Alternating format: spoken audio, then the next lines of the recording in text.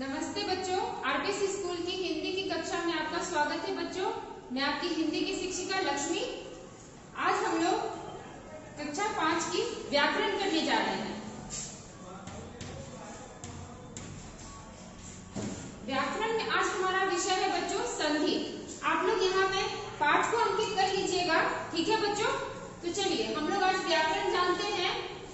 संधि किसे कहते हैं? तो दो निकटवर्ती वर्णों के परस्पर मेल से जो परिवर्तन होता है उसे संधि कहते हैं। इससे पहले हम लोग वर्ण पढ़ चुके हैं, शब्द पढ़ चुके हैं। तो आप लोग वर्ण और शब्द की जानकारी रखते हैं बच्चों। तो आप लोग जानते होंगे कि दो निकटवर्ती वर्ण के परस्पर मेल से जो परिवर्तन होता है, तो वर्ण हमारे क्या कहेंगे है ना, तो इन शब्दों से, इन वर्णों से एक शब्द तैयार होता है। और यहाँ पे आप लोग देख रहे हैं, यहाँ पे दो निकटवर्ती, मतलब यहाँ दो शब्द मिलकर जब एक होते हैं तो एक नए शब्द की उत्पत्ति होती है, उसे ही संधि कहते हैं। संधि का अर्थ है जोड़ना, एक शब्द को दूसरे शब्द के साथ जोड़कर एक नए अर्थ की उत्पत्ति करना। तो यहाँ पे देखिए, आप लोग जब परिभाषा और उदाहरण को ध्यान से देखेंगे और ये विषय जो हमारा है संधि, इसको जब तोड़ेंगे तो आराम से परिभाषा आप लोगों को समझ में आ जाएगी। जैसे कि देखिए, दो निकटवर्ती, तो हमारा हम एक उदाहरण लेते हैं, शिक्षार्थी। शिक्षार्थी हमने एक उदाहरण ले लिया और जब इसको हम लोग तोड़ते हैं तो एक नया शब्द क्या बनता है? शिक्षा। शिक्षा जोड़ अर्थी, अर्थी भी एक शब्द है और शिक्षा भी एक शब्द है। लेकिन जब दो निकटवर्ती वर्णों के परस्पर मेल से जो परिवर्तन होता है उसे ही हम लोग संधि कहते हैं। तो हमारा दो निकटवर्ती वर्ण क्या है? एक तो शिक्षा है और एक अर्थी है। तो जब दोनों को हम लोगों ने मिलाया और दोनों के मिलने के बाद जो परिवर्तन हुआ उसे क्या कहेंगे? संधि कहेंगे। तो जो हमारा नया शब्द बनकर क्या आया? शिक्षार्थी। तो ऐसे ही आप लोगों को बस उदाहरण एक पकड़ना है और ऐसा उदाहरण जो हमारे परिभाषा को अच्छे ढंग से परिभाषित कर सके। तो यहाँ पे देखिए, आप उदाहरण को देखिए और परिभाषा को देखिए, कितने अच्छे से इसकी परिभाषा यहाँ पे निकल कर आ रही है। दो निकटवर्ती, ये इसके निकट है ना, इसके सामने है और हम लोगों ने यहाँ पे एक निशान लगाया है जोड़ का, क्योंकि हम लोग एक दूसरे को जोड़ने वाले हैं यहाँ पे। तो दो निकटवर्ती वर्णों के परस्पर मेल से जो परिवर्तन होता है, परिवर्तन क्या, सकारात्मक रूप में ये परिवर्तन है जिसका एक नया अर्थ निकल कर आ रहा है, तो उसे शिक्षार्थी कहते हैं। तो इसे ही हम लोग संधि कहते हैं। तो इस अर्थ के समान आप लोग समझेंगे तो बहुत ही आसानी होगी आप लोगों को। और चलिए हम लोग दूसरा उदाहरण एक लेते हैं, विद्यार्थी। विद्यार्थी, यहाँ पे एक शब्द क्या है हमारा? विद्या। विद्या यानी सरस्वती, पुस्तक के बारे में बताया गया है। जोड़ अर्थी, यहाँ पे दो शब्द है और दोनों अलग अर्थ लेकर प्रकट हुए हैं। लेकिन जब इन दोनों को हम लोग जोड़ते हैं तो एक नए शब्द की उत्पत्ति होती है, एक नया परिवर्तन होता है। तो उस परिवर्तन का क्या नाम है? संधि। ऐसे ही आप लोगों को जोड़ना है। विद्यार्थी। अब चलिए हम लोग शब्दों को तोड़ते हैं। इससे पहले हम लोग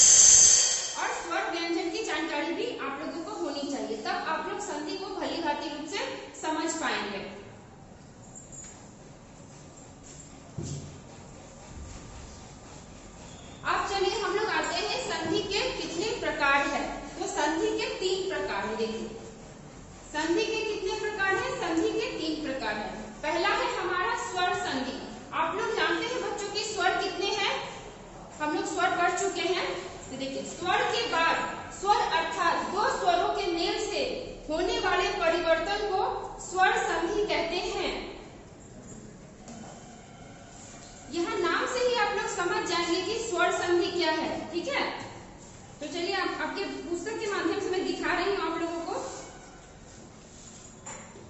यहाँ पे उदाहरण है, देखिए हिमालय। हिमालय का जब हम लोग संधि विच्छेद करते हैं तो हिम जोड़ आलय, है ना। जब इसका हम लोग संधि विच्छेद करते हैं तो दो शब्द यहाँ पे दोनों अपने अर्थ में पूर्ण है, हिम है और आलय है ना। लेकिन जब इन दोनों को जोड़ते हैं तो एक नया रूप परिवर्तन होता है और वो है हिमालय। लेकिन जब हम इसको विच्छेद करने जाते हैं, हिम का आप लोग जब विच्छेद करेंगे संधि विच्छेद, तो आप लोग देखेंगे कि यहाँ पे हिम में अ आ रहा है और आलय में क्या आ रहा है, आ। लेकिन जब दोनों को हम लोग जोड़ेंगे तो आ स्वर हम लोगों को प्राप्त हो रहा है, इसीलिए यह स्वर संधि है। ऐसे आप लोगों को तोड़ के समझना है। चलिए अब हम लोग देखते हैं व्यंजन संधि किसे कहते हैं।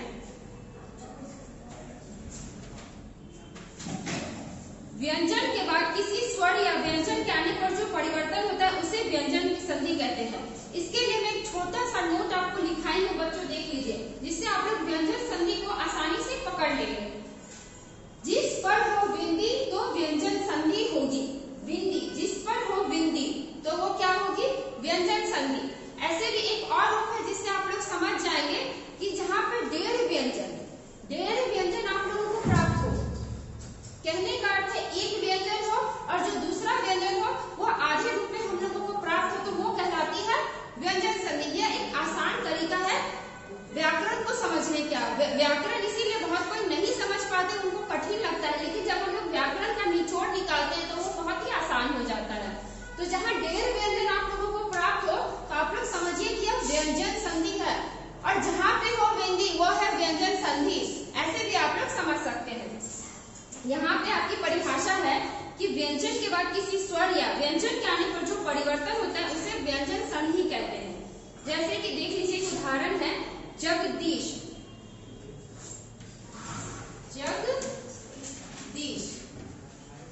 तो जगदीश को जब हम लोग तोड़ते हैं, जगत जोड़ इश, तो यहाँ पे हम लोगों ने पहले संधि विच्छेद पढ़ा है, वर्ण विच्छेद हम लोगों ने पढ़ लिया है।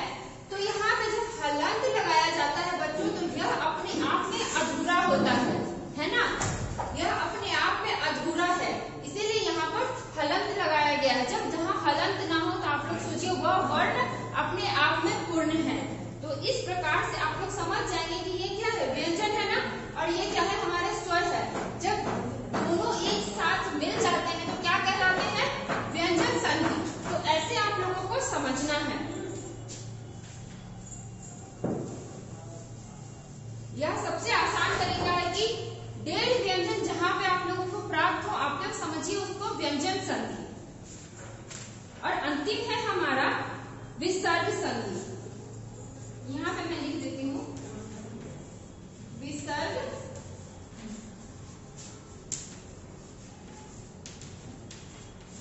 संधि। इससे पहले हम लोग मात्रा पढ़े थे, अनुनासिक, अनुस्वार और विसर्ग। विसर्ग की मात्रा क्या है, विसर्ग की ये मात्रा है। तो ये सबसे आसान तरीका है विसर्ग संधि को पहचानने का।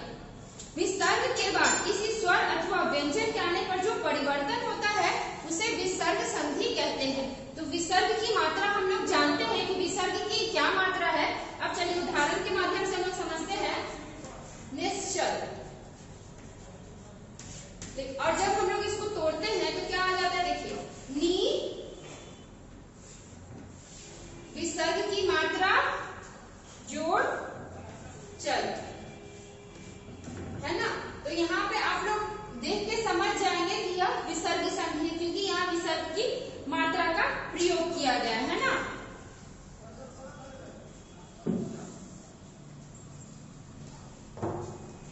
स्वर के 5 भेद है। स्वर संधि के कितने भेद है, 5 भेद है। तो 5 भेदों के बारे में हम लोग दूसरे वीडियो में समझेंगे। ठीक है बच्चों, तो अभी आप लोग क्या, आप लोगों को पढ़ना है कि संधि किसे कहते हैं, संधि विच्छेद किसे कहते हैं। इससे पहले हम लोग वर्ण विच्छेद किए थे, तो आप लोगों को पता है कि हम लोगों को कैसे विच्छेद करना है ना। संधि के कितने प्रकार है? तीनों प्रकार की परिभाषा उदाहरण